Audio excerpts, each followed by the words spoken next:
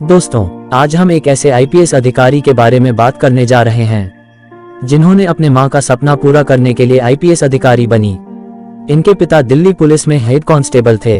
तो दोस्तों, आइए जानते हैं इस परीक्षा को लेकर इनके क्या इंस्पिरेशन रहे हैं तथा कौन सी चीज है जिसको इन्होंने फॉलो करके इस परीक्षा को पास किया, जिससे वह अपना और अपने परिवार के नाम गौरवान्वित किया। दोस्तों, मां का सपना पूरा करने के लिए स्वीटी सहरावत ने यूपीएससी की तैयारी शुरू की थी। उनके पिता दिल्ली पुलिस में हेड कांस्टेबल थे। यहीं से उन्हें आईपीएस बनने की प्रेरणा मिली थी। यूपीएससी क्लियर करने का सपना हर पढ़े लिखे युवा का होता है, लेकिन इसमें कामयाबी हर किसी को नहीं मिल पाती है। आमतौर पर यूपीएससी के लिए कैंडिडेट्स कई प्रयास करते हैं, कई बार हाथ लगी असफलता से निराश भी हो जाते हैं। आज हम आपको स्वीटी सहरावत की कहानी सुनाएंगे। स्वीटी ने अपनी मां का सपना पूरा करने के लिए यूपीएससी एग्जाम दिया था और सिर्फ 3 साल की तैयारी में ही उन्हें कामयाबी हासिल हो गई थी। स्वीटी ने खुद बताया था, मेरा जन्म तो दिल्ली के गांव में हुआ था। इसके बाद हम लोग सोनीपत शिफ्ट कर गए थे। यहीं से मेरी आगे की पढ़ाई हुई। मेरी माँ बचपन से चाहती थी कि उनकी बेटी वो सब चीजें हासिल करे जो वो खुद नहीं कर पाई। मैंने उनका सपना पूरा करने के लिए ही ये रास्ता चुना था। मैं 8 से 10 घंटे तक पढ़ाई किया करती थी। सोचिए, दिन में इतनी ज्यादा पढ़ाई करना आसान नहीं था। धीरे धीरे मुझे इसकी आदत पड़ गई। 3 साल के अंदर मैंने यूपीएससी क्लियर कर लिया था। इन्होंने परीक्षा पास करने के लिए कौन सी स्ट्रेटेजी अपनाई जिससे हर एक युवा यूपीएससी ऐसे कठिन परीक्षा को पास कर सके? आइए जानते हैं। देश में हर साल आईएएस और आईपीएस बनने का सपना लाखों युवा देखते हैं, लेकिन सफलता सिर्फ चुनिंदा कैंडिडेट्स को ही मिलती है। शायद सबके जेहन में ये सवाल आता है कि देश की सबसे कठिन यूपीएससी की परीक्षा को पास करने का सक्सेस मंत्र क्या है? कि खुद पर भरोसा, सकारात्मक सोच, समर्पण और ईमानदार कोशिश ही सफलता का मूल मंत्र है। स्वीटी सहरावत का जन्म दिल्ली के रमजानपुर गांव में हुआ था। उनके पिता डाले राम सहरावत दिल्ली पुलिस में हेड कांस्टेबल थे, लेकिन साल 2013 में सड़क हादसे में उनकी मौत हो गई थी। इसके बाद परिवार के सामने कई चुनौतियां थीं। घर में हमेशा वर्दी वाले लोगों की चर्चा होती थी।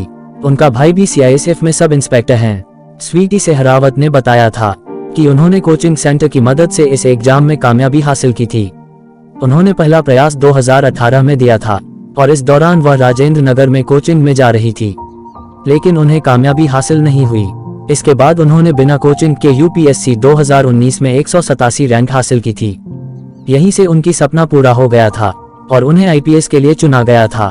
स्वीटी का मानना है, अगर आप चाहें तो कुछ चीजें सीखने के लिए कोचिंग सेंटर की मदद जरूर ले सकते हो। इसका ये मतलब नहीं है कि सिर्फ कोचिंग से ही आपको कामयाबी हासिल होगी। मैंने भी कोचिंग सेंटर अंत में छोड़ दिया था, लेकिन इससे इतना तो जरूर सीख लिया था कि सिलेबस कैसा होता है। मुझे पूरा विश्वास भी था कि मैं कामयाब हो जाऊंगी। तो दोस्तों, यदि आप जीवन में आगे बढ़ना चाहते हैं और सफलता को हासिल करना चाहते हैं तो आपके जीवन में एक लक्ष्य का होना बहुत ही जरूरी है, क्योंकि बिना लक्ष्य के आप अपने समय को बर्बाद करते हैं और आप किसी भी कार्य को बेहतर ढंग से नहीं कर पाते हैं। यदि आप अपने लिए सही लक्ष्य का निर्धारण करते हैं तो आप अपने समय का बेहतर ढंग से सदुपयोग करते हुए सफलता को प्राप्त कर सकते हैं। सफल लोग अपना समय उन चीजों में लगाते हैं जिनसे वो कुछ सीख पाएं, जिनका वो इस्तेमाल कर पाएं।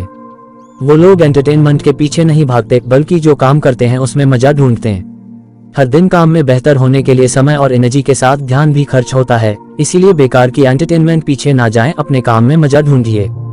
डेली छोटे छोटे इम्प्रूवमेंट पे ध्यान दीजिए। इसके लिए अच्छी स्ट्रेटजी ये है कि हम रोजाना खुद को छोटे छोटे डिस्ट्रैक्शन से बचाएं, क्योंकि बड़ी बड़ी रुकावटें हम तो झेल जाते हैं, उसे पार कर जाते हैं, पर छोटी छोटी रुकावटें हमारी ज्यादा एनर्जी और समय खा जाती है। यदि तुम ये सोचते हो कि तुम्हारा कोई मदद करने आएगा तो ये बात दिमाग से निकाल लो, क्योंकि अधिकतर मोर्चों पर अपनी लड़ाई खुद ही लड़ना पड़ती है। अकेले ही जीने और करने की ताकत पैदा करो, किसी के भरोसे मत रहो। जो व्यक्ति ऐसा करने की क्षमता नहीं रखते हैं वे संघर्ष या संकट काल में जल्दी ही हार जाते हैं। समय की नजाकत को समझते हुए सावधान और सतर्क रहना सीखें। तो दोस्तों, आपको ये कहानी कैसी लगी कमेंट बॉक्स में जरूर बताएं तथा ऐसे ही और अपडेट पाने के लिए चैनल को सब्सक्राइब करें और प्रमोट करें।